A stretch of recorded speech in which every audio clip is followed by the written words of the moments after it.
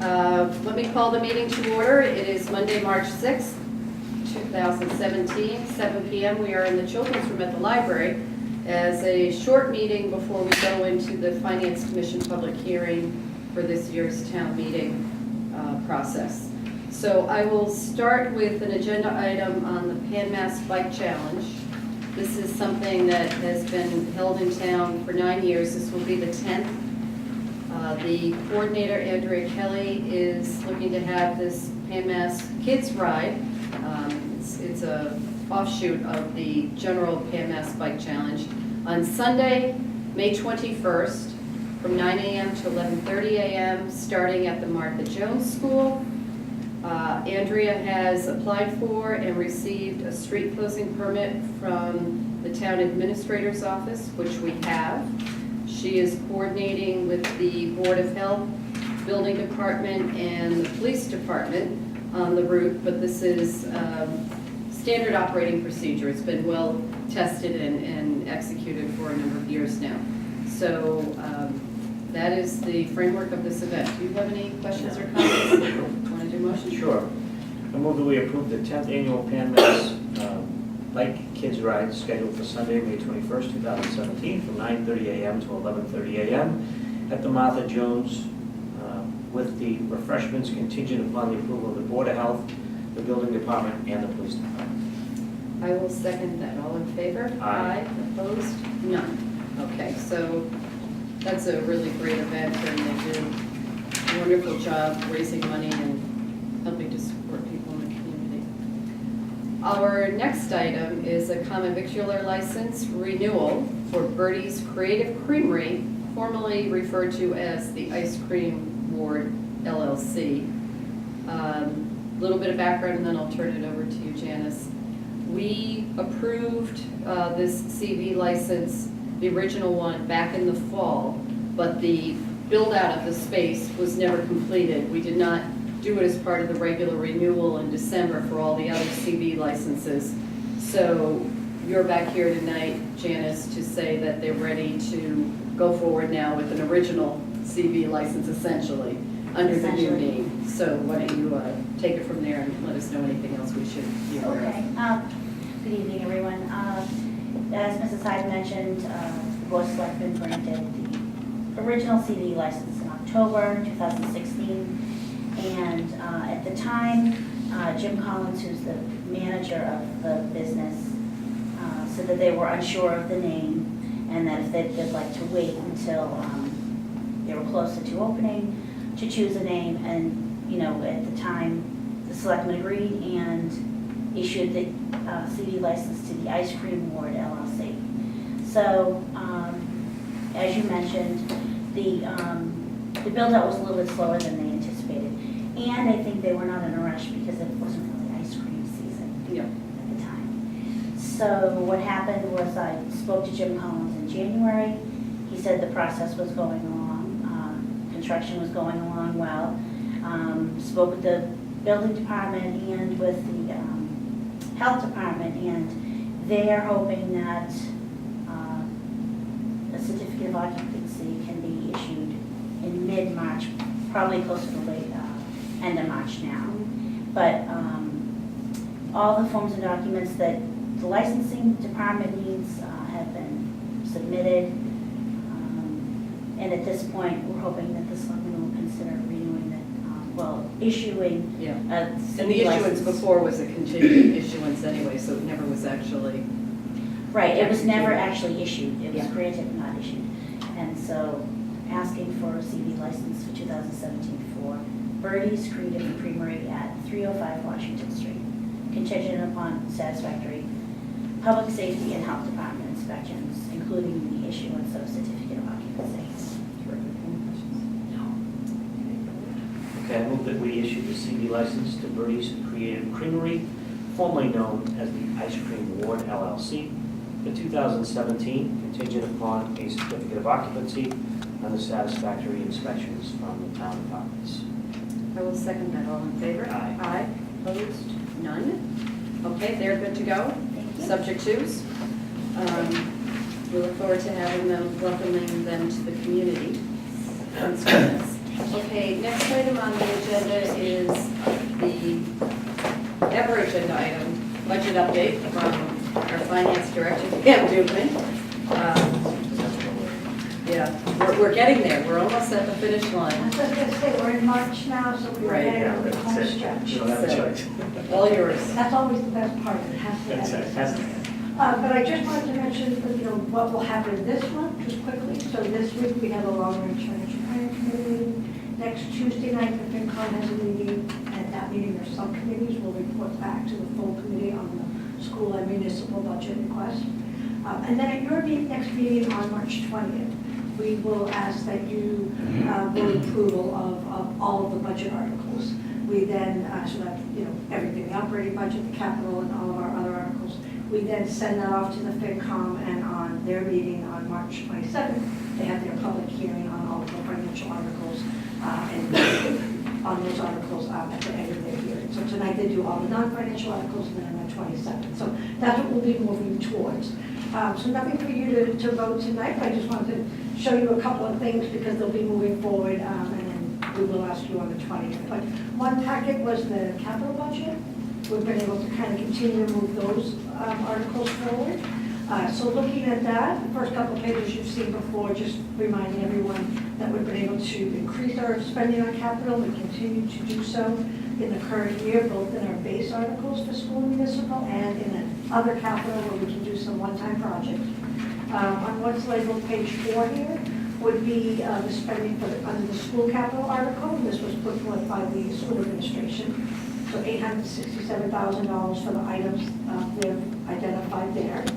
And then on page 5 at the top is what we would put forth for the municipal capital article, $867,000. So we're really able to do a very healthy list. A couple of items we will need to hold on for 1 year, and those are listed at the bottom. But we've been able to really get a very comprehensive list that reaches all of our departments and keeps us on track with a great replacement of equipment and projects. And then page 6 takes a look at capital we're funding through other articles versus the main capital articles.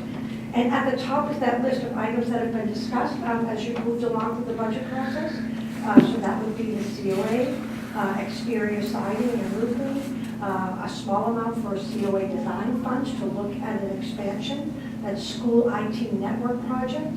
And then the first year, if you recall, last year's town meeting approved a lease for some fire equipment, 2 main engines. And this would be our first year making that lease payment. And we're putting it in this article because we do use ambulance funds for that payment. And then next year, as we go forward, that would be back in our other article. The items in the middle are some smaller items that, because they're funded with specific money, would be in different articles. And then at the bottom, we have a small slot within the municipal operating budget for some police and fire small equipment. And those would be the items there. And then on page 7, the sewer capital, the sewer commissioners have met and gone through their capital. They've worked with me as far as funding and what they have available and what fits into their rate structure. So they have one item going forward, $600,000 that they would fund from sewer retained earnings. And this really is an important system to help with the pump stations. It's the monitoring system to make sure that if something goes off and those things go offline, that it signals people to commit, take care of it. So it's a more advanced system than we have in place now. A more advanced system than what they have now, and they felt that this was a priority to do so. So that goes, does it involve installment at all the pump stations? All pump stations. And then page 8 is just, we have some other warrant articles this year that do require funding. So one of the main ones is that Concord Washington Street, the intersection construction. We have some other funds to handle the design, and then this is the town portion for that, and we would use free cash to fund that. You have an article for complete streets, some design money to design projects that then could be matched by state funding. And then some of the street acceptances. There was one that does require town upfront money, even though we'll be reimbursed by half of that through the betterment program. So we would use free cash to fund those items there. And then I do just want to point out something we had talked about. Now that we're near the end and we see where everything kind of falls out, we are able to make an appropriation into that capital stabilization fund. $397,000 from the premium that we got from the bond we sold last August. So we'll be transferring that over into the capital fund for future capital. And what will that bring the balance to? 1.4. It's just Yep. around. Yep. So that would be great. We didn't know with the number of things we had, we would have had to use this money directly for capital item, but this is great that we can put it into that fund because we know there are lots of things in the pipeline. And then the next 2 pages were items that we're not able to go forward with this year. Either they're not ready as far as projects that they need a little bit more development, or funding, that we simply can't do everything. Even though we're doing a really comprehensive look at capital, there are still some things we need to hold. So both of these pages kind of look at those projects, but they'll all still continue to be evaluated, perhaps at a fall town meeting or next May, depending on when things come forward or again with the funding. So I think it's like last year, a very good year for capital, really comprehensive on our base articles, 867,000, then some of these extras, and then putting some money into the capital fund. So I think it's overall a really comprehensive list that gets to so many different areas in town. Projects, building maintenance, equipment, point road work, a whole variety.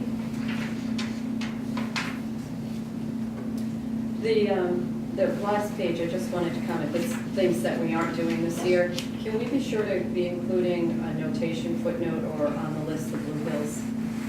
I know that's subject to discussions. School committee needs to hear about what's planned, we do. Yep. And I know that's in the works to be April sometime, we're hoping, to hear about it, Yes. but not to make a decision, obviously. And should we go forward with it, my understanding is it would go to a fall town meeting, that they would need a vote in the fall, so we can keep track of that. Thank you. I just have one question. I know we're holding it, it's on the last page, holding chapter, page 10.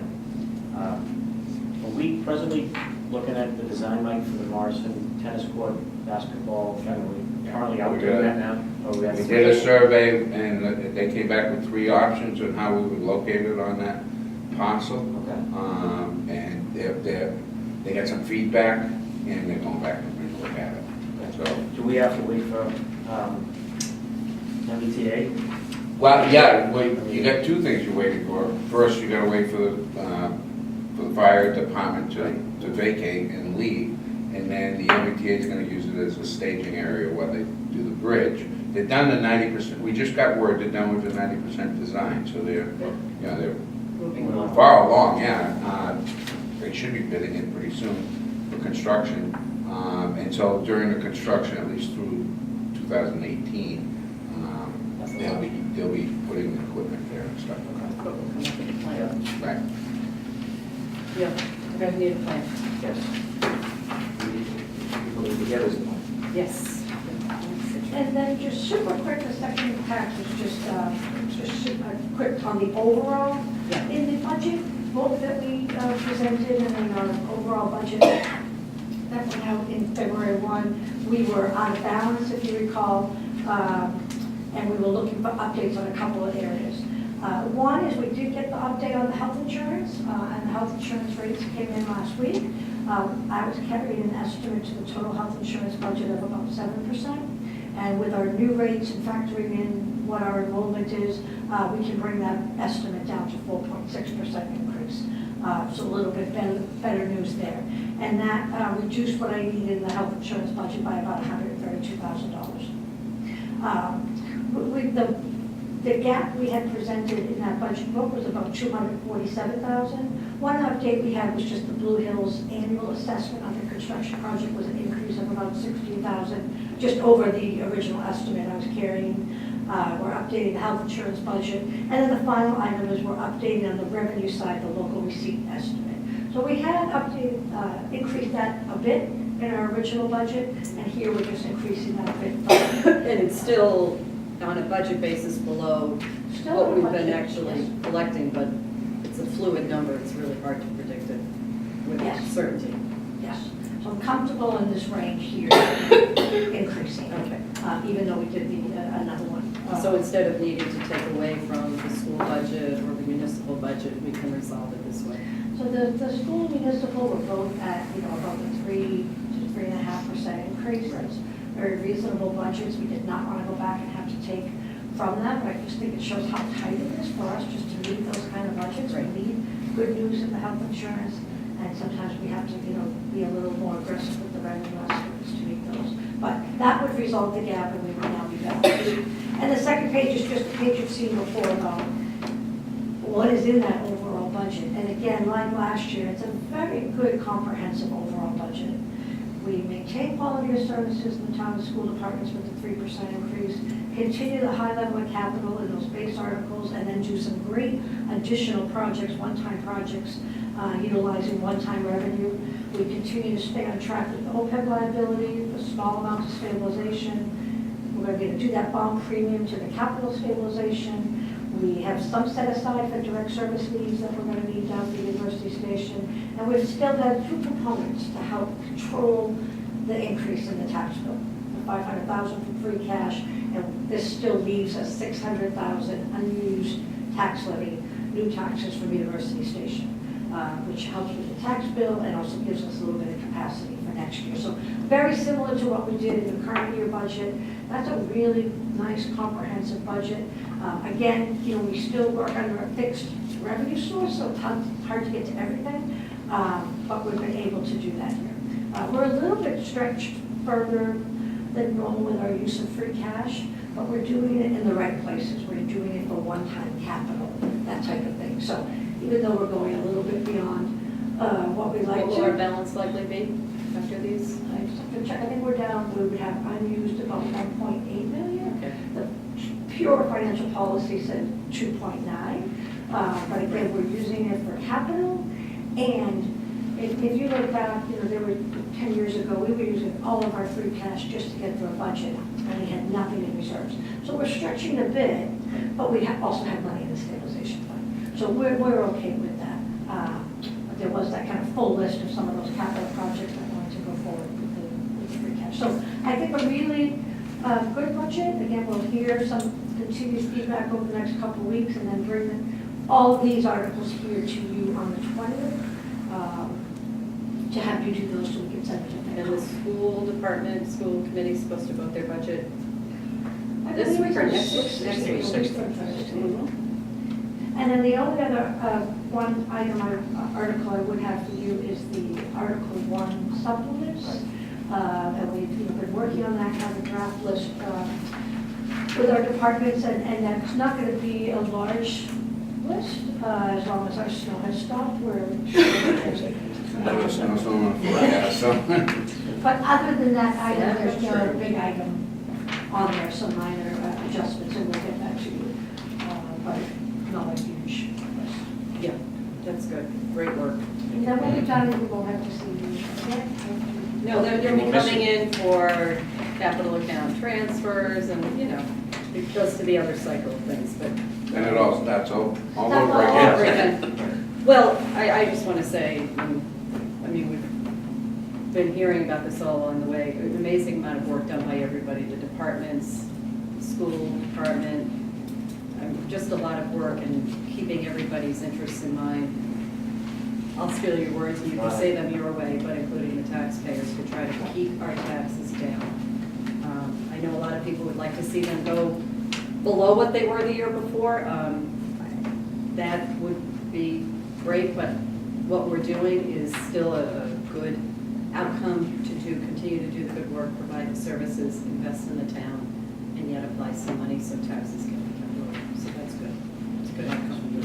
Very good. All right, look forward to voting it at our next meeting. Thank you. Thanks, Pam. Okay, so just a couple minutes on the warrant articles. So we have received notice that the planning board has voted to remove their zoning article related to sodium chloride use in some of our commercial areas. And so it's just for us to remove it from the warrant. So do you have any questions? No. Okay. Want to do a motion then? Sure. I move that we remove the article entitled zoning amendment related to sodium chloride use in UA, MUD, and WRPOD which are From- districts. From the town meeting warrant. Okay, I'll second that. All in favor? Aye. All opposed? None. And Mike, before we go in, we just had the Article G on our agenda refers to the ability to levy fines on, under certain circumstances. And I think what the FinCom would need to know with regard to that article is a due date, how many days after the fine has been issued, when it needs to be paid by, and what the accrued interest is, should it not be paid by its due date. And why don't you tell us what your recommendation is? I think we should act on this so we can Yeah, tell them. that's fine. My recommendation would be, with regard to setting the due date, it should be 30 days from issuance. You know, so it's a month. So it's like getting a bill. Here's It's your like any other bill, 30 yeah. days. Yeah, here's your fine, you got 30 days to pay this without accruing interest. Then from that point forward, I would suggest, because I just think, it can't exceed 14%, so it can't, the law says it can't go over what you charge for real estate taxes.